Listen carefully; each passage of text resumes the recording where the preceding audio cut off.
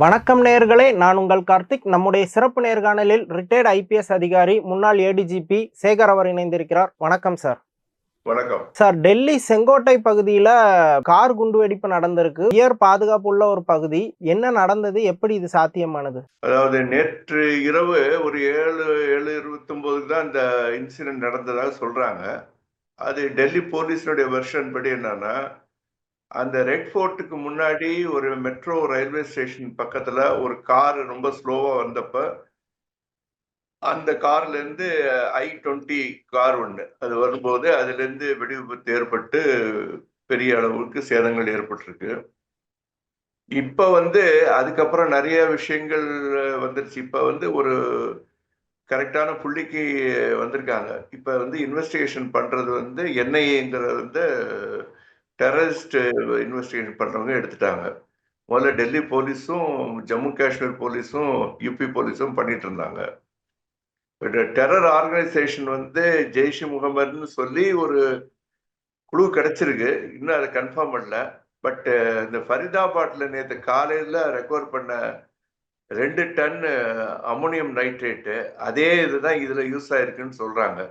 RTX கிடையாது, ammonium nitrate. ஆர்டிஎக்ஸ்ங்கிறது army, அது ரொம்ப பவர்ஃபுல். இதை விட இது அமோனியம் நைட்ரேட்டும் ஃபியூவல் ஆயிலும் சேர்ந்தாலே இது ஒரு பெரிய வெடி ஆயிடும். ஆனா வெடிக்கப்பட்ட விதத்துல இருந்து பார்க்கும்போது அந்த இடத்துல வெடிக்கிறதுக்காக அவன் கொண்டு வந்தானா, இல்ல இன்னும் கொஞ்சம் முன்னாடி போயிருந்தா ஐடிஓ, அதாவது நியூ டெல்லி அந்த வளாகத்துக்குள்ள வந்திருக்கும். இன்னும் மிக்க பாதுகாப்பு உள்ள இடத்துக்கு கொண்டு போறதுக்காண்டி வந்தாங்களா, இல்ல அந்த இடத்துலயே அது தானா வெடிச்சுதா, இல்ல அவங்க வெடிக்க வச்சாங்களா? ஏன்னா அதுல இருந்த ஆளும் ஒரு தற்கொலை படை மாதிரி இறந்துட்டாருன்னு சொல்றாங்க.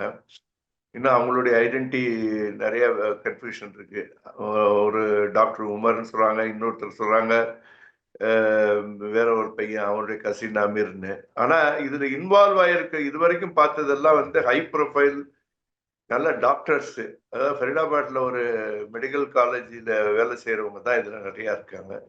இன்னொரு லிங்க் என்னன்னா, புல்வாமா உங்களுக்கு தெரியும், முதல்ல ஒரு பெரிய இன்சிடென்ட் நடந்தது. அந்த இடத்துல உள்ளவன் தான் அந்த கார் வாங்கியிருக்கான். முதல்ல ஒருத்தர் ஹரியானால இருந்து வித்திருக்காங்க அந்த காரை, அவன் வாங்கியிருக்கான். ஆனா நம்பர் பிளேட் சேஞ்ச் ஆகல. அதனால அந்த முதல்ல வித்த ஒரு ஓனரையும் கைது பண்ணியிருக்காங்க. இப்ப அவன் மூலியமாக இந்த ஒரு லிங்க் கிடைச்சிருக்கு.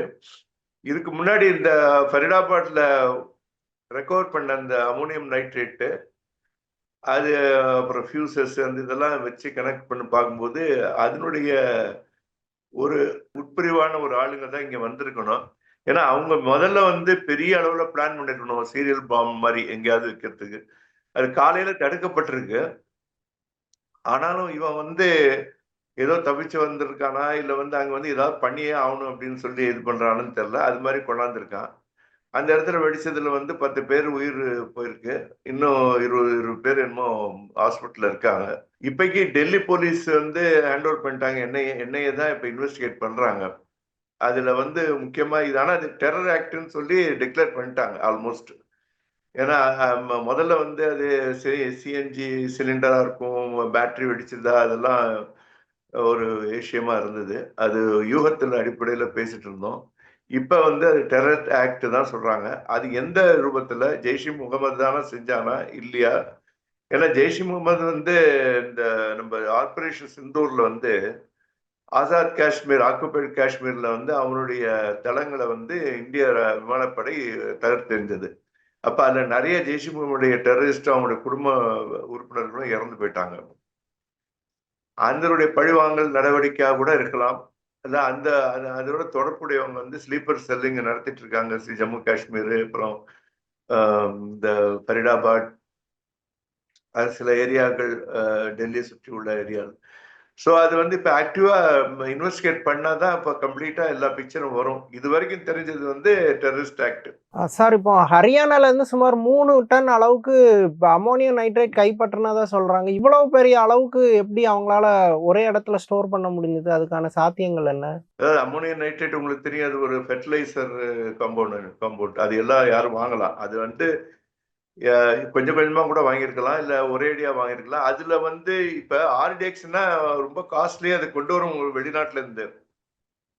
இது லோக்கலா வாங்கி சேகரிச்சு வச்சிருப்பான் கொஞ்சம் கொஞ்சமா. அதாவது ஒரு கடைகள்ல போய் ஒரு டன்ல வாங்கினா அவன் நிறைய ரெஸ்ட்ரிக்ஷன்லாம் இருக்கு. அதுக்கும் அது வந்து கேட்பாங்க. ஒரு 10 பேர் 15 பேர் கூட சேர்த்து கொண்டாந்து அந்த கார்ல வச்சிருக்காங்க. அது மெடிக்கல் அந்த டாக்டருடைய இதுல. ஸோ அது ஃபியூவல் வந்து ஆயில் வந்து எங்க வேணாலும் கிடைக்கும். ஸோ அது ஒன்றும் பெரிய விஷயம் இல்லை. ஸோ இவங்க வந்து இப்ப லோ இன்டென்சிட்டியில போய் வெடிக்கலாம் தான் பண்ணியிருக்காங்க. பட் இது வந்து ஒரு எக்ஸ்ப்ளோஷன் வந்து வெரி சீரியஸ் எக்ஸ்ப்ளோஷனா இருக்கு. சிறுக சிறுக வாங்கியிருக்க வாய்ப்பு இருக்குன்னு சொல்றீங்க. ஆனா இப்போ டெல்லியில ஒரு முக்கியமான இடத்துக்கு இந்த மருந்து பொருள கொண்டு வர்றது அவ்வளோ ஈஸி தானா? அதுக்கு எதுவும் பெரிய அளவு செக் போஸ்ட் அந்த மாரியான பாதுகாப்பு வளையங்கள் இருக்காதா? இல்ல ஃபரிதாபாடே ஒரு இண்டஸ்ட்ரியல் டவுன். அங்க எல்லாம் கிடைக்கும். எல்லா விதமான ஐட்டமும் கிடைக்கும். கெமிக்கல் ஃபேக்டரிலாம் நிறைய இருக்கு. அந்த அளவுக்கு வந்து ஸ்ட்ரிக்டா அவங்க வந்து ஒரு ஒரு சின்ன ஊர் கிராமத்துல இருந்து ஒரு டவுனுக்கு போறான், டவுன்ல இருந்து இங்க வரான். அது பெரிய மெட்ரோபாலிட்டன் சிட்டி. ரெண்டாவது அவங்க எத்தனையோ ரூட் இருக்கு. ஃபரிதாபாத் டு டெல்லிக்கு பல ரூட் இருக்கு. இது பதல்பூர் அந்த செக் போஸ்ட் வழியா வந்ததாக சொல்றாங்க. இந்த பர்டிகுலர் காரு இந்த வெடி விபத்துல இன்வால்வ் ஆனது. அது மாதிரி அவங்க அதுல அது வந்து இன்னும் டீப்பா இன்வெஸ்டிகேட் பண்ணும்போது அது எப்படி கொண்டு வந்தாங்கன்னு கண்டுபிடிச்சிருவாங்க. அது ஒன்றும் பிரச்சனை இல்லை. ஆனா இது நடக்கக்கூடியது. இது வந்து ஒன்றும் தடுக்க முடியாது. இது அவ்வளவு தூரத்துக்கு ஈஸியா வந்து அமோனியேட்டட் யார் யார் வாங்குறா அவங்களெல்லாம் பின்னாடியே பண்றது ரொம்ப கஷ்டம். இனிமே ஒருவேளை இன்னும் ரெஸ்ட்ரிக்ஷன் கொண்டு வந்து அதை வந்து அதனுடைய இது எந்தெந்த கடைகள்ல வாங்கினாங்க, எப்படி கொண்டு வந்தாங்கங்கிறதெல்லாம் வந்து நிறைய விஷயங்கள் இருக்கு. டெல்லிக்குள்ள கொண்டு வர்றதுக்கு ஏன்னா இது ஃபரிதாபாத்ல தான் பிடிச்சிருக்காங்க. டெல்லிக்குள்ள வரல. இந்த 3 டன் நீங்க சொல்றது வந்து ஃபரிதாபாத்லயே பிடிச்சிட்டாங்க. ஆனா இந்த ஒரு வெஹிக்கிள் மட்டும் எஸ்கேப் ஆகி எப்படி வந்தது அங்க இருந்துன்னு தெரியல. அதனுடைய கனெக்ஷன்ங்கிறது இப்ப வந்து இன்னும் ப்ரூஃப் ஆகல. அது ப்ரூஃப் ஆன பிறகு எல்லாம் தெரியணும். சார் ஜெய்ஷ் இ முகமது அமைப்பு இதுக்கு பின்னாடி இருக்க வாய்ப்பு இருக்கு. ஆபரேஷன் சிந்தூர்ல பாதிக்கப்பட்ட ஒரு அமைப்புன்னீங்க. ஆமா. இப்போ அது பாகிஸ்தான்ல இருந்து செயல்படக்கூடிய ஒரு அமைப்பு தானே. இந்தியால அதுக்கான ஸ்லீப்பர் செல் மாதிரியான ஒரு நெட்வொர்க் இருக்குதா?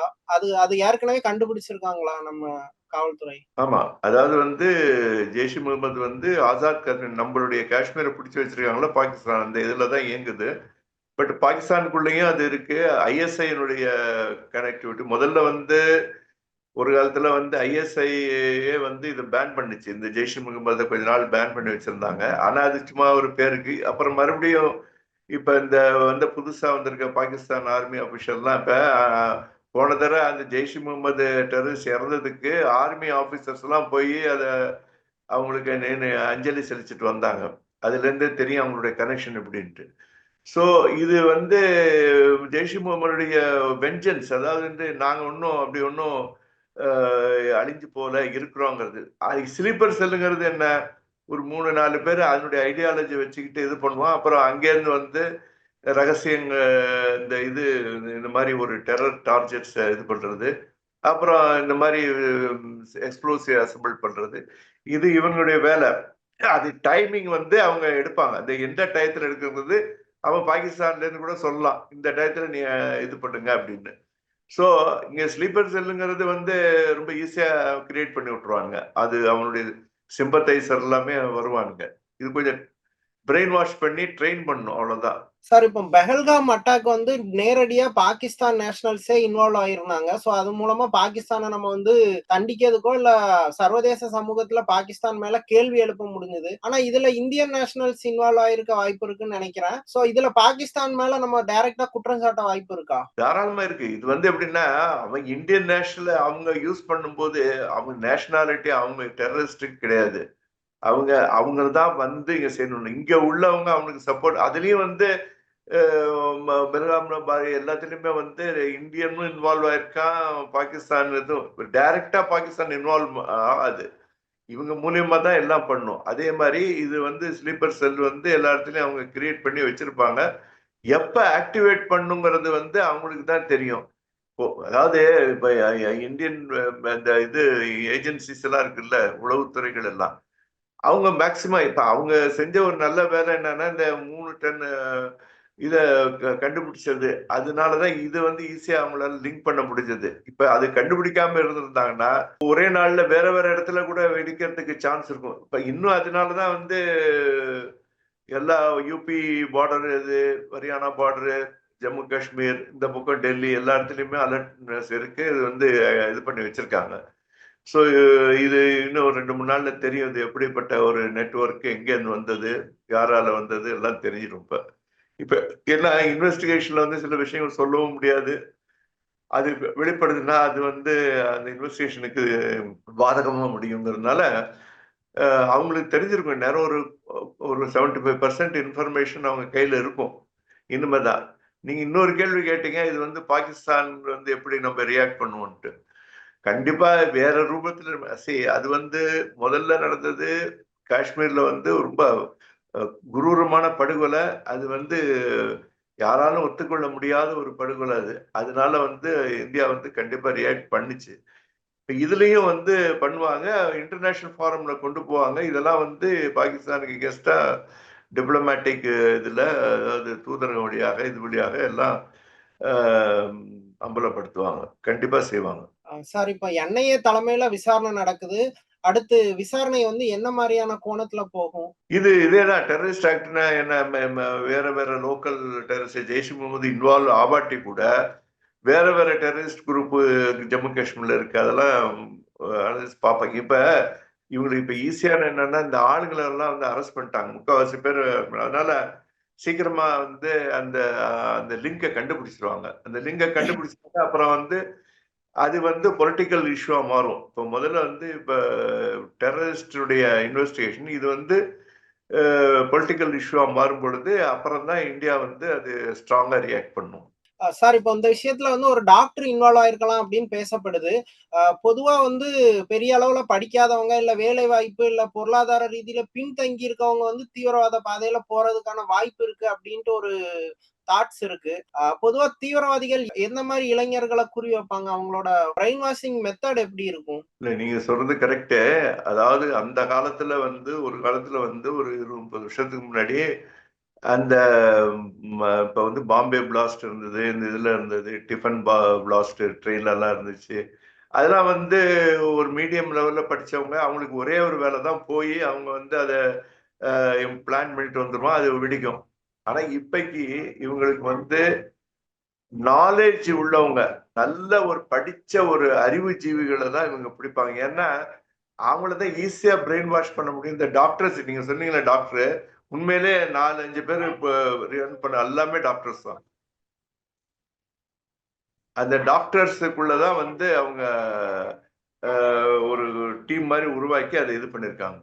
சார், இப்போ டெல்லி வந்து யூனியன் பிரதேசம். அது வந்து மத்திய அரசோட பாதுகாப்பு வந்து மத்திய அரசோட நேரடி கட்டுப்பாட்டுல வருது. ஜம்மு காஷ்மீரும் வந்து மத்திய அரசோட நேரடி பாதுகாப்பு கட்டுப்பாட்டுல இருக்கு.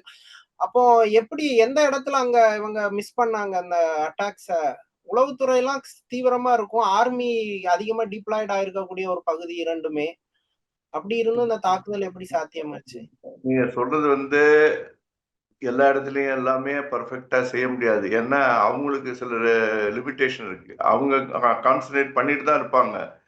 ஆனா இந்த மாதிரி ஒரு இன்சிடென்ட் ஃப்ரீக் என்ற இன்சிடென்ட் சொல்லுவாங்க. தாண்டோனித்தனமா ஒண்ணு ஒண்ணு வர்றது. அது அவாய்ட் பண்ண முடியாது. அது இன்சிடென்ட் நடந்த பிறகுதான் இனிமே அதை கவர் பண்ணுவாங்க. அது எல்லாத்தையும் கொண்டு போவாங்க.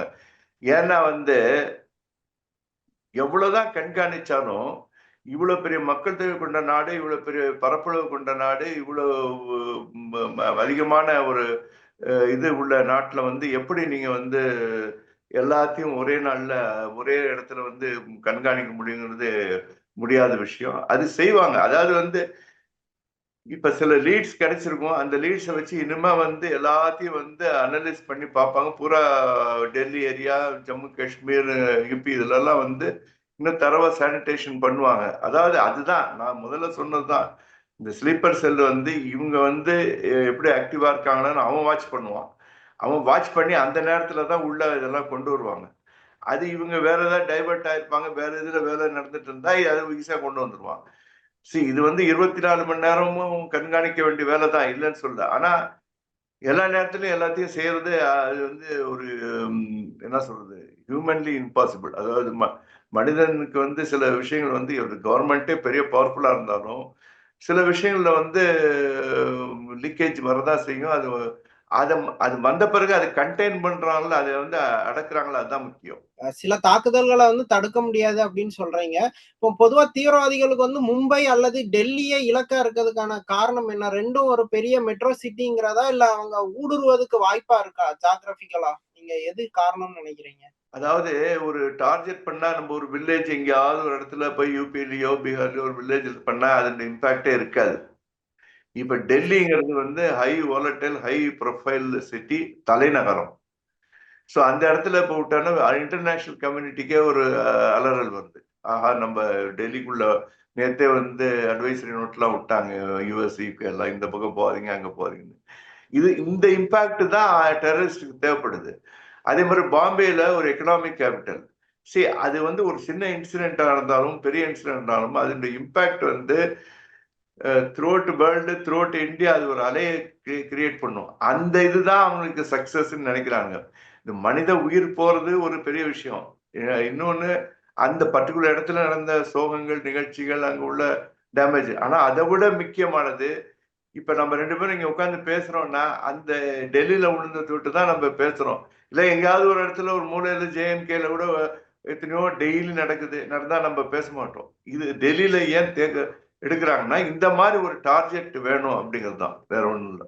சார் இப்போ வந்து என்ஐஏ விசாரணை நடத்துது. இப்ப ஆனா மற்ற காவல்துறையில உள்ள மற்ற பிரிவுகளும் அதோட இணைஞ்சு விசாரிக்க வேண்டியது இருக்குமா? இல்ல விசாரணை எந்த மாரி நடக்கும் ஆக்சுவலி? அதுல வந்து விசாரணையில வந்து எல்லாரையுமே எடுப்பாங்க. அதாவது வந்து என்ஐஏன்னா என்ஐஏ மட்டும் செய்யாது. டெல்லியில இருக்க இன்ஃபர்மேஷன் இப்ப சாதாரண பொதுமக்கள்கிட்டயும் திரட்டுவாங்க. அவங்களும் இதுல ஒரு பார்ட் இருக்கும். அந்த ஏரியால உள்ள கடைகள், பொதுமக்கள், அப்புறம் இந்த இது வந்து ஒரு கூட்டு முயற்சி தான். ஆனா அது தலைமை வைக்கிறது என்ஐஏ. என்ஐஏங்கிறது ஒரு எக்ஸ்பர்டைஸ்ட். அவங்க வந்து இதுக்குள்ள வந்து ஒரு அட்ஜஸ்ட்மெண்ட், அந்த லோக்கல் போலீஸ் இந்த போலீஸ் எல்லாம் சேர்த்து அது வந்து எங்கெங்க இன்ஃபர்மேஷன் கிடைக்குதோ எல்லாத்தையும் எடுத்தானே ஆகணும். ஏன் அவங்க லோக்கல் போலீஸே நிறைய இன்வெஸ்டிகேட் பண்ணியிருப்பாங்க. அவங்கள்ட்டயும் நிறைய இன்ஃபர்மேஷன் வந்திருக்கும்.